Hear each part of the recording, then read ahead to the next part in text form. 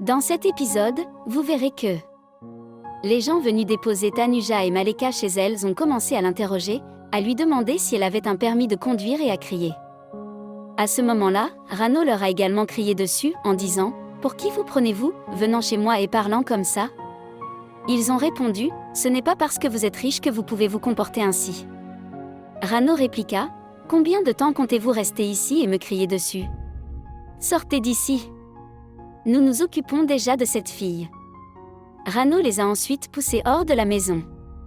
Pendant ce temps, le médecin surveillait Tanuja. Rano a emmené Maleka dehors, mais même alors, elle ne pouvait pas voir le visage de Tanuja. Une fois dehors, elle rassura Maleka « Ne t'inquiète pas, tout ira bien. Écoute, tu n'as pas eu de temps à passer avec Rishi à cause de tout cet accident. » Maleka a répondu « Cette pauvre fille n'était pas en faute.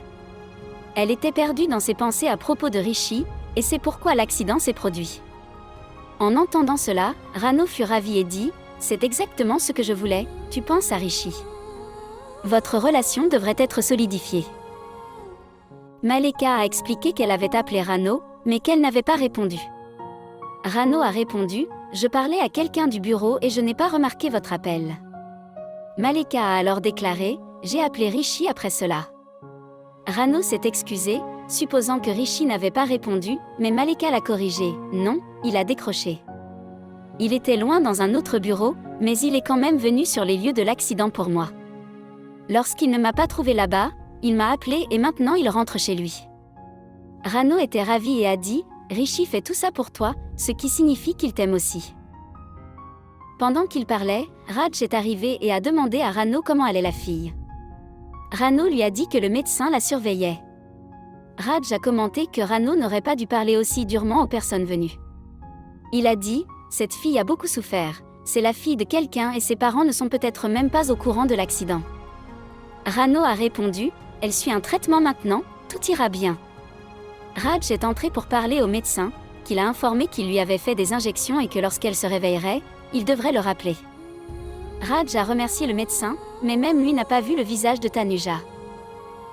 Dehors, Rano et Maleka parlaient encore lorsque Rishi arriva. Maleka l'a serré dans ses bras et lui a demandé « Est-ce que ça va ? Il ne vous est rien arrivé, n'est-ce pas ?» Maleka a répondu « Je vais bien, mais l'accident m'a fait peur. » Tu n'es pas en colère contre moi, n'est-ce pas ? Rishi la rassura « Non, je ne suis pas en colère. Arrête de pleurer. » Maleka a dit « Si je pleure, tu commenceras à pleurer aussi. » Rishi a plaisanté « Non, pourquoi devrais-je pleurer ?» À ce moment-là, Raj est sorti et Rishi lui a demandé comment allait la fille. Raj a dit que le médecin l'avait examinée et qu'il devrait la vérifier à nouveau à son réveil. Rishi a dit « Je vais aller la voir », mais Rano lui a suggéré de se rafraîchir d'abord. Rishi accepta et alla dans sa chambre pour se changer. Maleka a commenté que lorsqu'elle a serré Rishi dans ses bras, il a immédiatement reculé. Rano a ri et a dit « Tu as de la chance qu'il t'ait même laissé le serrer dans ses bras. Il ne laisse généralement pas les filles s'approcher de lui, et encore moins le toucher. Et regarde à quel point il s'inquiétait pour toi, te demandant si tu allais bien et te disant « Ne pleure pas. Maintenant, va vers lui. » Maleka a répondu « Mais il est parti se changer. Que dois-je faire là-bas ?» Rano suggéra « Aidez-le à choisir ses vêtements. Dites-lui lequel lui va le mieux. » Maleka est allée dans la chambre de Rishi et l'a remercié.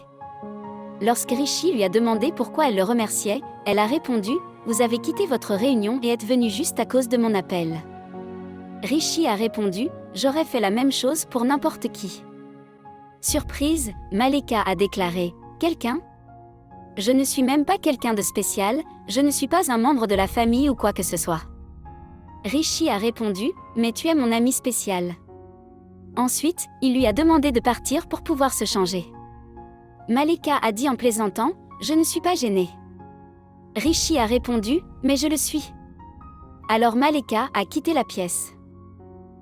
Alors qu'elle partait, Rishi l'arrêta et lui dit qu'il avait quelque chose à lui donner. Il a sorti une boucle d'oreille de sa poche et a dit « Ceci appartient à la fille qui a eu l'accident. Je l'ai trouvée sur le lieu de l'accident. S'il vous plaît, donnez-la lui. » Maleka a pris la boucle d'oreille et s'est rendue dans la pièce où se trouvait Tanuja. Elle remarqua la boucle d'oreille assortie à l'oreille de Tanuja et dit « Oui, cela doit être la vôtre ». Elle posa la boucle d'oreille sur la table de nuit. Puis, même si Tanuja était inconsciente, Malika a commencé à lui parler, partageant ses sentiments. Elle a dit « Tu devrais remercier cet homme timide d'avoir ramené ta boucle d'oreille. Il est si doux et gentil. Je l'aime tellement.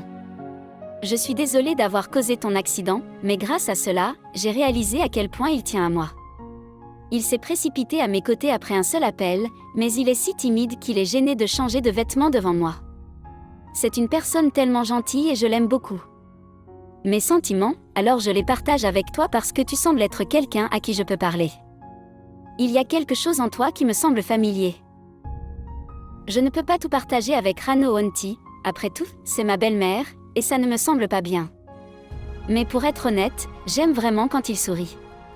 Parfois, il s'approche, et d'autres parfois il prend ses distances. Ça fait du bien, a continué Malika à parler à Tanuja, exprimant ses sentiments. Puis elle se souvint soudain qu'elle devait dire quelque chose à Rano Onti. Elle a rapidement dit à Tanuja qu'elle reviendrait tout de suite, a rangé la pièce et a éteint les lumières avant de partir. Comment avez-vous trouvé cette critique ?